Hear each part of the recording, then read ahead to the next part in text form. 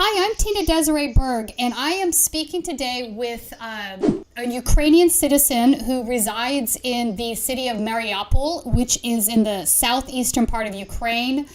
This morning when we first spoke, the Russian troops were starting to enter the city. She also mentioned to me that there is landmines, a minefield that exists around the city, so it's impossible for the citizens to leave because they are fear if they try to leave, they might hit one of these planted mines. I believe the mines were put there probably by the Russian separatists because this is where the line of skirmish has been during the last 8 years of the Civil War. I have her sister with me today, who is a U.S. citizen, and will be helping to translate the interview. But I thought it would be very valuable to speak with somebody that's living right there in the middle of the conflict and hear from them directly what it's like to be there and how people feel about the situation. So welcome. Thank you. So, what is it like right now, just on the day-to-day of being a Ukrainian citizen? You folks are in a very multi-ethnic part of the country. Originally, the city was Greek, I'm learning. I didn't know that originally. So there's a lot of Greeks there, there's a lot of Russians there, and Ukrainians, of course. So it's very much multi-ethnic, but it's also been sort of ground zero for a conflict in which you have the Russian separatists on one side and you have the Ukrainian nationalists on the other. And caught in between the middle of all of that are your average everyday citizens that might not, necessarily want to pick sides in this battle. So what's that been like for you? Мы все живущие в Мариуполе и в принципе в She Украине. wants all politicians, everybody to hear her, that all the ethnic groups that live in Mariupol, Greeks, Russians, Ukrainians, all of them live in peace, and all of them, they want peace and they want happiness. They want to be without war, and they want to continue living in the country which is not doing anything to harm the citizens. They are nice to them. Nobody is bad to the citizens over there. And she just wants to continue living in that country. So this morning you mentioned to me, we're recording this on a phone conversation because you are currently without internet. And I know the electricity has come on and off multiple times as we've tried to record this. Let me ask you, I know you're in your basement right now with your some friends and family. What is your concern at this moment? The Russian troops are headed your way. Do you think it's going to be some violence in the streets? What are your concerns? Я хочу, чтобы нас услышали. Мы боимся обстрела. She wants everybody in the world to hear her. She's very tired of war, and she's very scared for her life. She's tired of hiding in the basement. She does not want to hide in the basement anymore. She does not want to be scared for her children's life. She wants just peace and stability. And she wants help. She is tired to be on the front lines between Russia and Ukraine. And she would like her family to be somehow evacuated out of there. To be gone, so she is not scared for her children's life. Мы как раз на границе, идут обстрелы. Спасите моих деток. Indeed. Let me ask her this. There's been a lot of conversations regarding the ultranationalist neo-Nazi factions that are there fighting.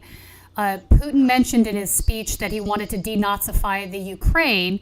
And the Azov battalion, which is the neo-Nazis on the Ukrainian side, they are definitely part of the conflict.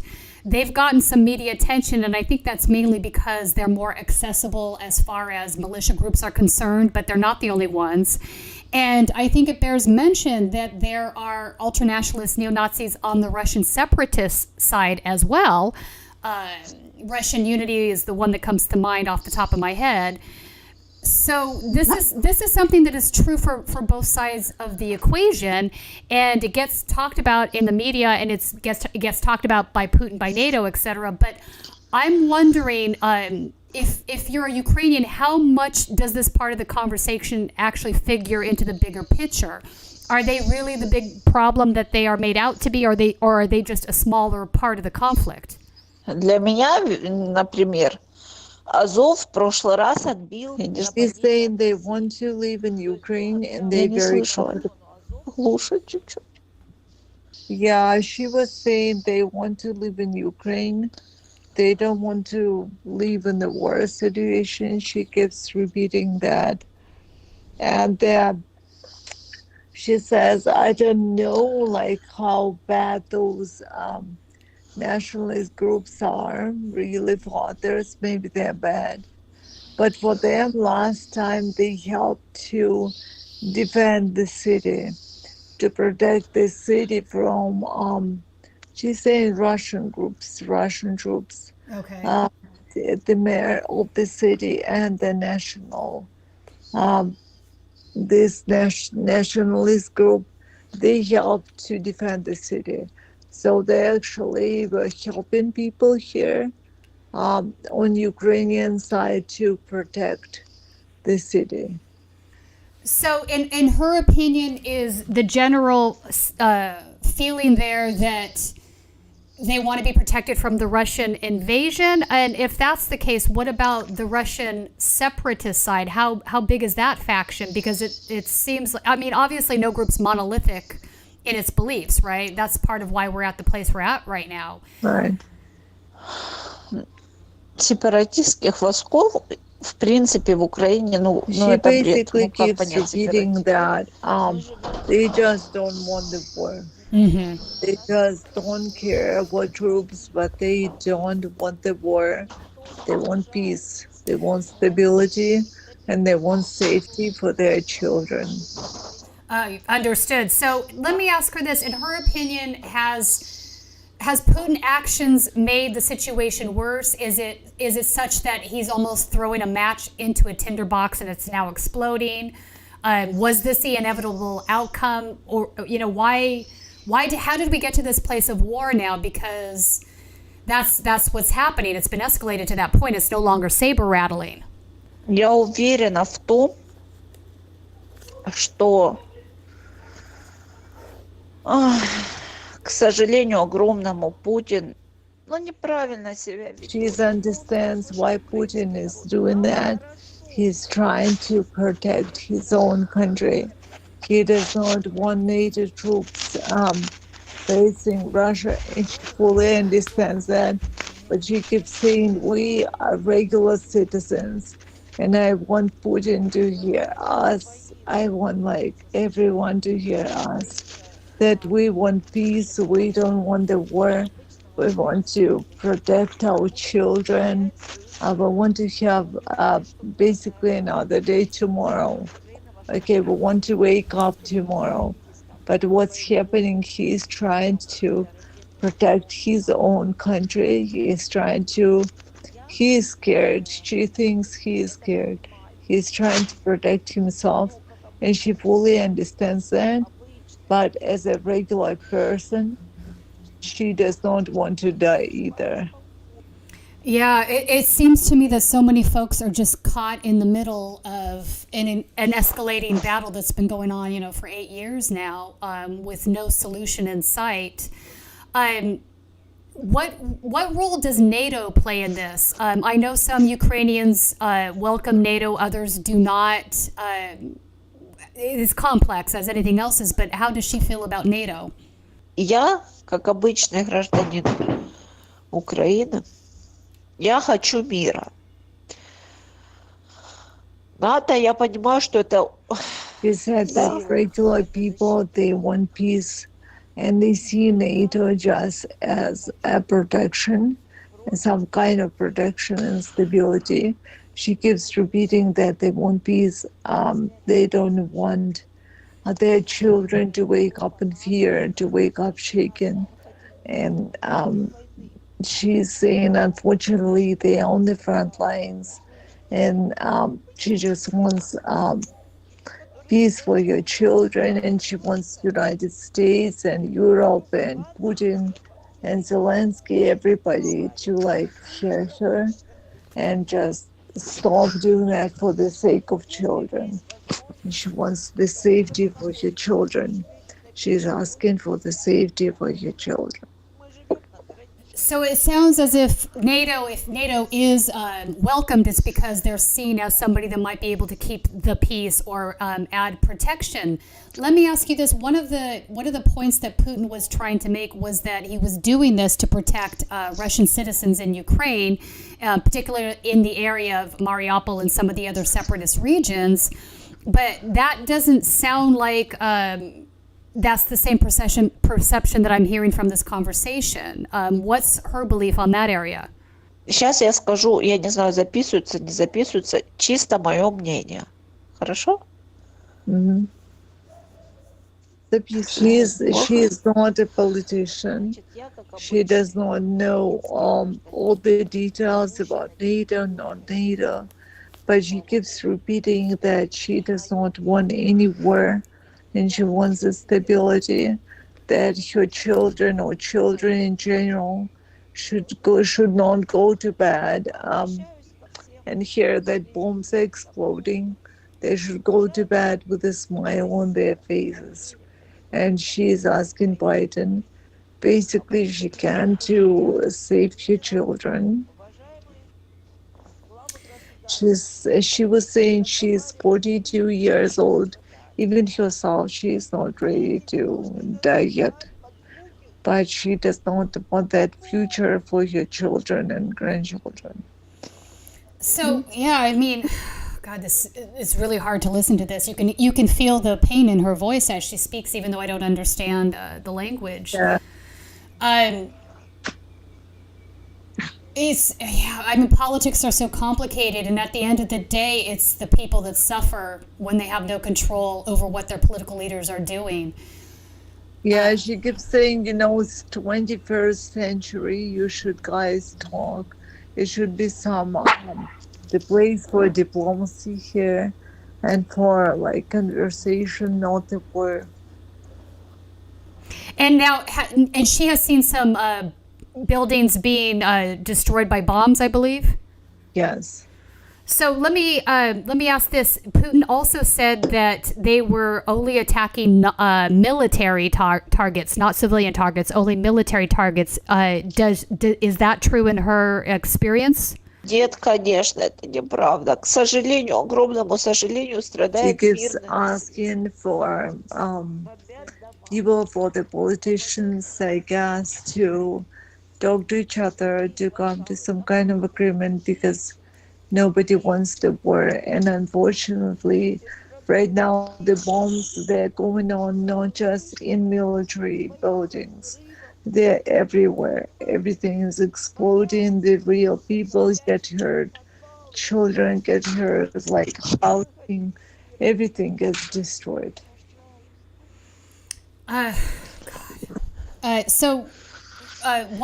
more thing I want to ask her about is there are anti-war protesters that are protesting the war in Russia, in Moscow, St. Petersburg, some other cities I've seen. And it may not seem like it's a large group to an American looking on, but I think it's a fairly robust amount of individuals because, it's not always easy to come out and protest something against the government in Russia. So there's some solidarity there with folks that don't want this to escalate into war. Does she have friends in Russia that are a part of that? Does she have an opinion on the anti-war protesters? Есть друзья. Все против войны. She said, yes, she does have friends on another side. In every country, Russia, United States, whatever country you take, regular citizens, they want peace. Nobody wants the war. And it's 21st century. She keeps repeating it, and government officials, they should sit down and talk about this, because regular people don't want the war. They want safety and people are dying now, women and children, and everybody is dying now, and she does not want that. She wants just to stop the war. She wants the leaders of the countries to stop that war.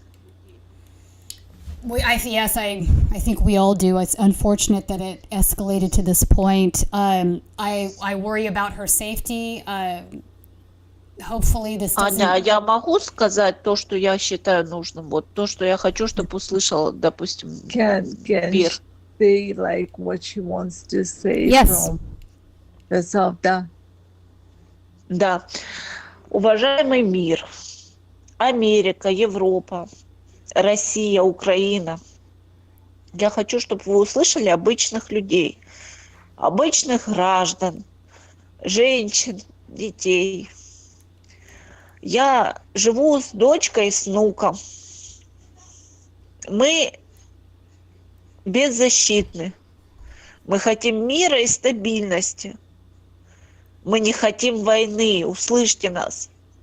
Наши детки, мой внук, моя дочь, я, должны засыпать и просыпаться с улыбкой.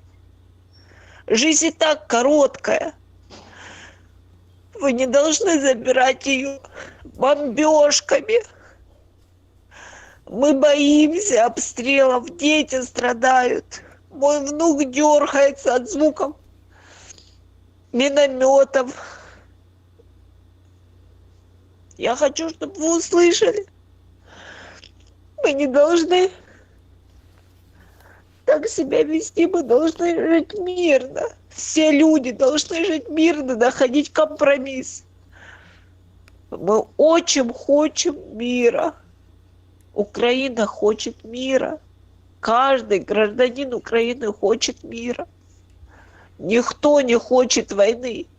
Никто не хочет войны на территории своей страны. Мы сейчас находимся, к сожалению, в самом эпицентре войны. То есть на территории границы между Россией и Украиной. Я очень обращаюсь к президентам любой страны, если есть возможность вывести моих детей, моего внука и мою дочь из эпицентра, из котлована, грубо говоря, войны, спасите, пожалуйста, их. Потому что мне страшно за жизнь моего внука и моей дочери. Потому что мой внук дергается, и моя дочь от звуков минометов, гранатометов. Мы хотим мира. Я хочу лечь в кроватку и знать, что я завтра с нее встану, а не какая-то ракета упадет на мою голову. Вика, Научитесь, пожалуйста, разговаривать. Вика, я могу перевести.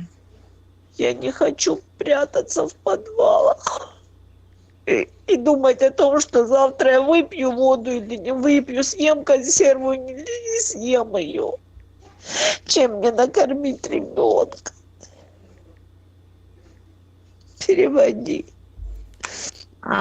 She basically is talking about saying her speeches to all the leaders of all the countries, United States, Europe, Russia, Ukraine, that she wants the regular citizens to be heard, and she does not want to be scared. She wants to go to bed with a smile. She does not want your grandson to twitch, with the sounds of bombs. She does not want to think about the food or the water she's going to have next day. She just wants peace and stability. And she said, unfortunately, they are on the front line. And she knows that they're like between Russia and Ukraine now. But if it's possible, she just wants her children to be out of that war situation. So, she told me offline before we started recording that they have this minefield that they've set up around Mariupol, so it's impossible to leave. They're sort of trapped in. Which I cannot even fathom at this point. What do we do about that? Потому что Мариуполь находится, к сожалению, в That they're like in the deep hole, basically. The Mariupol is in between Russian side and Ukrainian side, and the mines in the ground, they will put on by both sides, not just Russian. Russians did that and Ukrainians did that because Ukrainians don't want to lose the city to Russians, and Russians did it on their own side. So they cannot leave the city because of the mines. So she's comparing the position of the city to the deep hole, and she said we're just in there.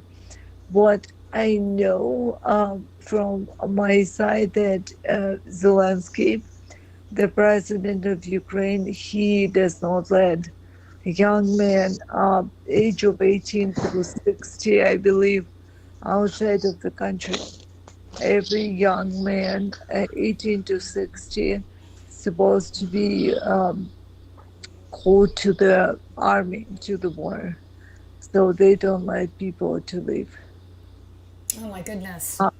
Yeah, I believe women and children, they are free to go. But in some places, it's not just safe to get out. And Mariupol is one of them. Okay. Does she have any other stories or parting words that she wants to share? And no, just have one wish, to get my children out. All right. So thank you so much for spending a half hour talking to me for this interview. We appreciate your time. I know it's not safe there right now. And I think the world needs to hear, from Ukrainians about what's happening there in Ukraine. So stay safe. I know you're in the basement with your family. I hope everybody's safe there, and hopefully it doesn't continue much further on than this, and they find a peaceful solution.